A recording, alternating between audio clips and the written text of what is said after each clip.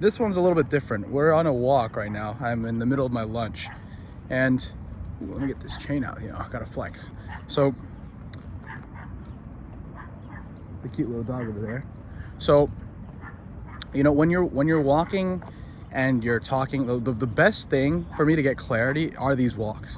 I don't know I'm not exactly sure what the science of it is, but it just kind of occupies your brain a little bit, your conscious mind a little bit, enough so that it can kind of let your subconscious talk. It's like really is like writing, but with your body. I don't know, or it does the same thing. So a lot of my ideas flow really well. And even when I'm like on these walks, especially like speaking in general is actually how I think through things. And the problem with the school system is that it kind of teaches you this sort of I don't know, this disconnect between the way that you write and the way that you speak, which again, I'm starting to think that the school system just ruins everything it touches so far. That would be wrong. But like speaking and writing, they don't have to be disconnected. They don't have to be two separate things. Like when I'm talking through this thing, like it shouldn't be that much different when I put it into writing, because that's how your mind thinks. Like at the end of the day, writing is thinking, right? Writing is thinking, and speaking is also thinking. So it shouldn't be that much different from each other, right? The thing with speaking that makes it different is like you have a little less time. You have a lot less time to get the words out, or you have a lot less time to get it right. That's really the only difference. Writing is really a lot like, just like, in a way, polished, structured thinking, right? Like, as you have pure thought, which is like everything kind of just happens all at once.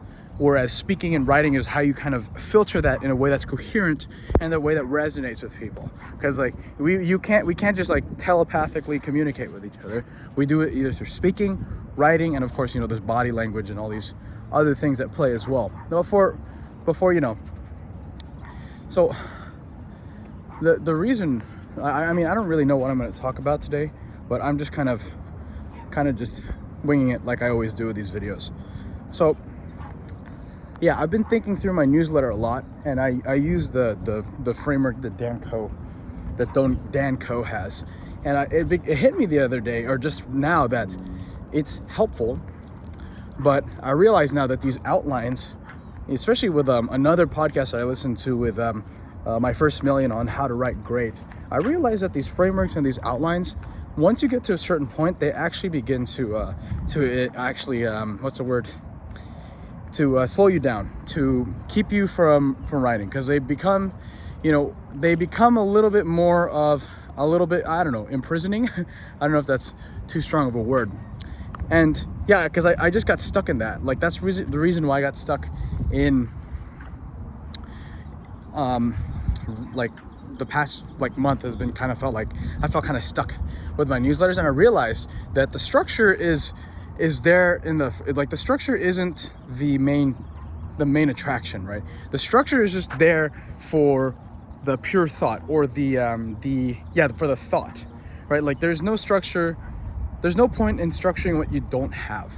So what I really mean by that is you don't want to start with the structure. You want to start with what is it that you're trying to say, and what are the thoughts that you have on this, and then you go in and then you structure it out, right? So what basically, in short, don't edit as you try not to edit as you are creating. You know what I mean? Basically, it's allow yourself to just vomit out whatever comes, and then you go in, you start editing, and then you look for a structure that fits what it is that you're trying to say. It should not be the other way around. The structure, it helps kind of get you going if you've never really written before, and it kind of but once you get to a certain point, you just have to let go of the training wheels. They're training wheels. That's all they are. They're training wheels, and you're never going to be able to go as fast as you can on a bike. You're never going to be able to win races and do all sorts of cool shit if you don't take the training wheels off the bike. But they're there. The usefulness that they serve is in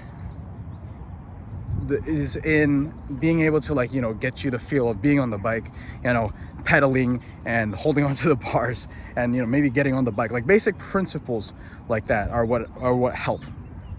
Now, so what I'm going to do now, well, actually what I did on the way back home yesterday is I actually just I wrote out the headline, and then literally I went onto my my notes app, and I just basically, like, from pure stream of consciousness, like thinking, I just started talking about the topic. So for example, I'm gonna try it right now. So my headline was basically how to cure your overthinking for good. And where that came from was I was on a month hiatus from my newsletter, and then I started sending it out again. And I was like, okay, finally, I sent one out. Great. Like, because I was on such a hiatus, I got to make this next one a banger. And that's the trap that I fell into. I fell into the trap of attaching the satisfaction, or attaching to a certain outcome. Right? The reality as an artist, or as a creative, is that with every new like creation that you make, you have to treat it like a brand new thing, like you're a beginner. So when you get into like these preconceived notions of, I gotta make it good, I gotta make it this, that is coming from a place of wanting, of like there's a social aspect, a toxic social aspect, where you're like, okay, I want to make this good because I'm afraid of what people will think if it's not good. And that is like, you really want to think of your brain as this computer with limited memory. It's kind of reductive, but it's useful in this case. And when you think of stuff like that, that actually takes valuable data of your brain, valuable limited real estate, and puts it towards something that doesn't actually contribute to the creative process. So when you think, okay, I want to make this good, like, that doesn't really mean anything within the context of what it is that you're creating. So, and second, you put this added pressure on yourself, unnecessary pressure, and that pressure creates anxiety. And where does anxiety lead to? It leads to procrastination. And procrastination just leads to overthinking, which leads to more procrastinations, which means you never get anything meaningful done. So instead of aiming for an outcome, which again you cannot directly control, instead I would reframe it as, okay, this is an opportunity to explore a new direction, a new path, right? And wherever this goes, it's gonna go, right? All that really matters is, okay, we're gonna go somewhere, and then we're just gonna finish this up.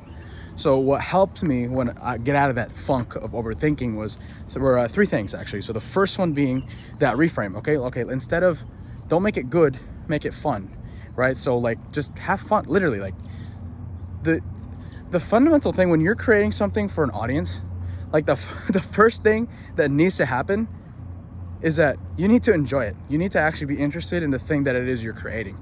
Because here's the thing, right?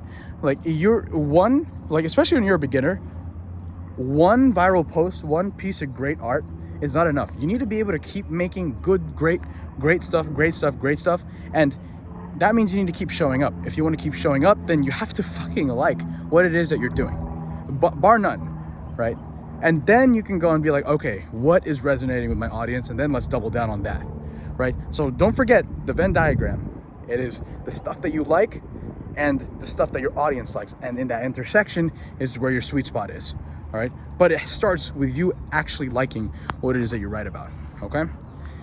Now, second, what helped me was detaching myself from the outcome. So instead of allowing the outcome to determine my satisfaction, I allowed the completion in itself to be the reward.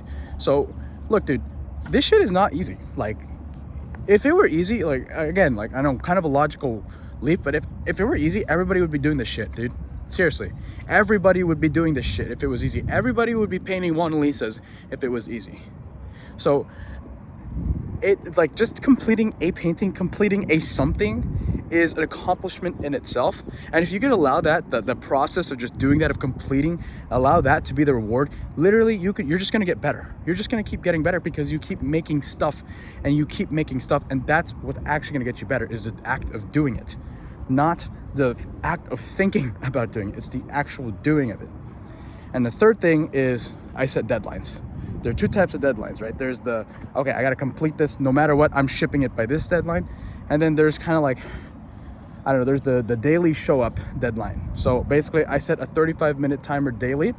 And basically that forced me to just show up to the newsletter, and like, no matter what happened during the day, I could take satisfaction in the fact that, okay, I may not have gotten a lot done, but I did show up for the 35 minutes. I know I put that 35 minutes into the newsletter.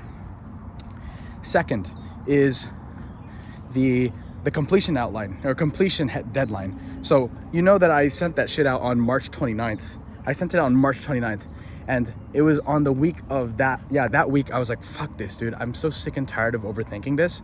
So I was just like, I'm gonna send this out on Friday, no matter fucking what. And ironically, I actually finished it. I was like, oh, you know what? This is good enough. Good enough. And that's what that completion deadline is for. You need something that's gonna make you like, you know what? Fuck it. Good enough. And there you go. I just basically brain dumped how I overcame this weird overthinking procrastination cycle that went on for 3 weeks with this like one newsletter, and it was only like 800 fucking words that I did not need to spend that time on. So yeah, these are the values of these walks. These are the values of talking things out, where you can kind of structure your mind, and all of this works in tandem, right? With your writing and with your speaking and with your thinking. That's all kind of, because all of it kind of branches down to this guy right here, right in here. Peace.